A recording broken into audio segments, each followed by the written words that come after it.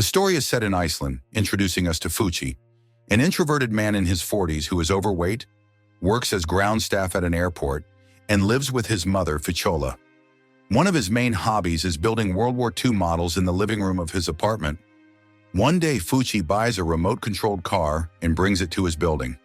On the stairs, he runs into Gera, a little girl, who asks him if the toy was for her son or nephew, to which he does not know how to answer. Then, upon opening the door to his apartment, he finds his mother making love with a man, so he is forced to go out to the parking lot to try out his new acquisition. At night, Fúsi visits a friend named mshorror. Together, they go to the garage where they play at simulating a war with a large, realistic toy model. The next day, while he is clearing the snow outside, Fúsi sees through the window Rolf, the man with whom his mother was, and notices him fiddling with his model. Rolf is angry in the living room, scolding him for touching his things. After that, he goes to the kitchen to have breakfast. Rolf approaches him, apologizing for what he did, but also telling him that he should try real-life experiences, hinting that he needs to get a partner. Then, someone appears, interrupting the man's monologue. Shortly afterwards, Fúsi is in the dining area at work. Some co-workers are mocking him from a nearby table at the bar.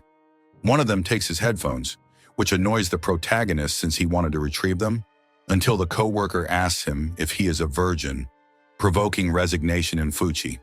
To top off his aggressor, he throws the headphones at the man's back as he leaves, dejected. The next morning, even though it is his birthday, Fúsi is not in the mood. In his kitchen, he receives a gift from Rolf. The package contains a black hat and a membership to a dance academy, insinuating that it would do him well to go out more often. Fúsi is then summoned to the supervisor's office regarding complaints that he has been suffering bullying. The supervisor replies that it is not true and that they were only making small jokes, as is normal among men. On his way home, he runs into Gera again, who had accidentally been left outside her apartment. And since her father was not there, Fúsi takes her to his place. There, he shows her his model and gives her a brief lesson about World War II. Moments later, she returns with her father, who had come to pick her up.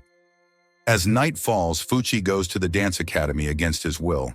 When the class is about to start, the protagonist turns around and returns to the safety of his car. A strong blizzard lashes the area. John, a woman who had just left the academy, approaches Fúsi's car to ask for a ride, and he agrees. On the way, she convinces him to attend classes the following week, promising that she will help him on his next work shift. Later, Fúsi is harassed in the changing rooms by other co-workers who mock him for not taking off his clothes. He is even dragged to the showers, yelled at for not bathing, and then the tap is turned on, leaving him soaked and abandoned. Afterward, Gera knocks on Fúsi's apartment door, asking him to come to her home to play with her own toys, since his are masculine. In Gera's apartment, while they play with Barbies, the girl asks him why he doesn't have girlfriends, given that he is an adult. Fúsi replies that it is due to his shyness. She also asks him if he is a weird type, since her father thinks so of him. The man denies it, and the girl agrees, saying she never thought he was like that. At night, Fúsi receives his first dance lessons, performing the steps in a rigid, offbeat manner under the tempting gaze of his friend Sjöfn. After the class, the woman expresses that she wants to do something more, so Fúsi invites her to a Chinese restaurant he frequents. Once there, the manager is surprised to see him with someone else and treats them in an animated manner. After eating, they return somewhere. The text is a bit ambiguous here, and hear the radio. Fúsi asks John, "What is your favorite song?" To which she responds, "Illan's in the Stream." The man gets out of his car and calls a friend who owns the radio station, asking him to play that song for her. As soon as he gets back into the car, the song starts playing, delighting the woman. When he drops her off at her house, John invites him to come in, but he declines. Soon after, he resumes his journey. However, suddenly he turns back, regretting not having accepted the invitation, and knocks on John's door. She opens, surprised by his return. After welcoming him in, they sit in the living room where he tells her about his job at the airport, and she talks about hers at a flower shop, explaining why her house is filled with flowers. The next day at the airport, a co-worker asks Fúsi to check his car because of his mechanical skills while Fúsi is working on the engine. The co-worker apologizes for the bathroom prank, admitting they went too far. After accepting his apology, the co-worker invites him to a party he is organizing for the coming Saturday. After fixing the car's problem, Fúsi says he will think about attending the party later. Fúsi then speaks with mshorror, who tells him that he is now in the dating phase with Sjöfn. Fúsi reminds him that she only invited him for coffee, even though, for mshorror, that implies something much more daring, which causes his friend to have doubts. The following day, the protagonist goes to the airport reception to request a trip. Afterwards, he heads to the flower shop where John works. However, he meets the owner of the place, who reveals that his friend no longer works there. Because of this, he goes to John's house, where she receives him with considerable annoyance. He tells her that he doesn't care where she works, that it does not pose any problem, which calms her down. In the living room, Fúsi hands her a brochure for Egypt, inviting her to go there. John likes the idea but is also very saddened. Fúsi confesses to her that he thinks she is an excellent man, although he only sees her as a friend, a revelation that saddens her further over the next few days. Then on Saturday, Fúsi attends a party with his co-workers, drinking alcohol and playing with them, despite not feeling very much in tune with the atmosphere. One of them invites a stripper, who arrives and performs her show. Everyone is delighted by her except for Fúsi, who lowers his gaze during the dance. After a few minutes, the men convince the dancer to sleep with Fúsi.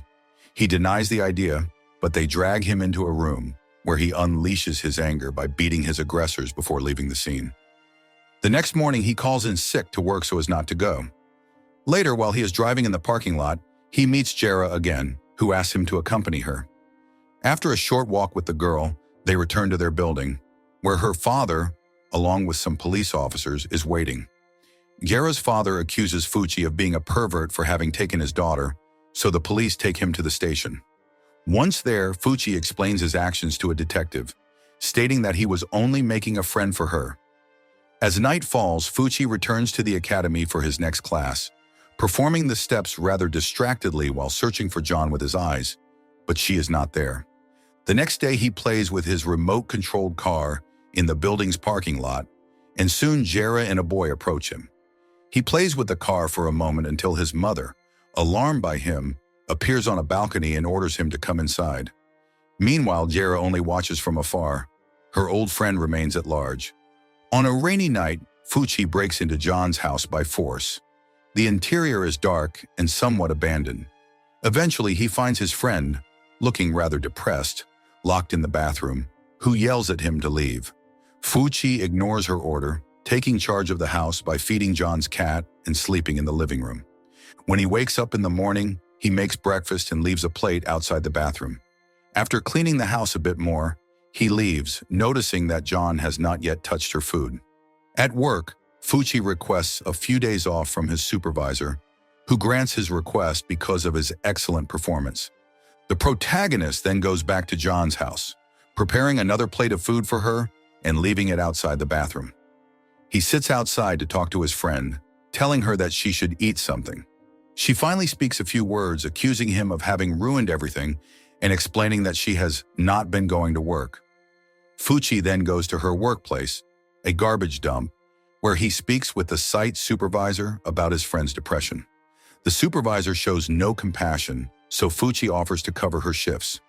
Shortly afterward, he returns to John's house with some flowers for her and manages to coax her out of her hiding. He hugs her and promises that everything will be all right. Throughout the day, he takes care of her, bathing her, cooking for her, and putting her to bed. The next day, Fúsi performs some tasks as a new employee at the dump. A group of workers invites him to watch a game later. After his shift, he goes to a bar to watch the game with his new colleagues, surprised at how respectfully they treat him. When he returns to his apartment, he finds his mother lying in bed and looking sad as she announces that Rodolfo has broken up with her. She is surprised by his dump worker uniform, to which Fúsi replies that he does it for his friend. Later, he makes dinner. Once again, she is astonished by his new skills, but is indignant that he has to do everything for John, calling her a useless, depressed person. The next day, Fúsi goes to John's house and finds her lively, painting the walls. At night, they have dinner at the Chinese restaurant and then check out a business for sale that John intends to use to open her own flower shop. After another shift at the dump with his co-workers, whom he can now call friends, Fúsi returns to his friend's home. As soon as he opens the door, she surprises him by kissing him passionately and taking him to the bedroom where they make love. The following night, they dance at the academy dressed as cowboys to the sound of Western music. This time, Fúsi really gets into it with much more rhythm. Later, while having dinner, she proposes that Fúsi move in with her. This takes him by surprise. He says he would like to, but he cannot leave his mother alone. The Jones, a figure in the narrative, gets upset by this response, exclaiming that it is wrong for a man in his 40s not to be able to become independent from his family. Fúsi immediately apologizes, telling her that he does feel ready to move in. The next day, the protagonist returns to his apartment to collect his belongings. On the way, he knocks on Guerra's apartment door. Her father answers, saying that his daughter is at her mother's. Fúsi hands over some toys for him to give her, and as he is heading down the stairs, the man apologizes for having accused him before, in connection with the police, with Fúsi accepting the apology without any issues. He then goes to John's house with Mortar to help her move. His partner appears worried, confessing that she still does not feel ready for them to live together, and she offers a torrent of apologies.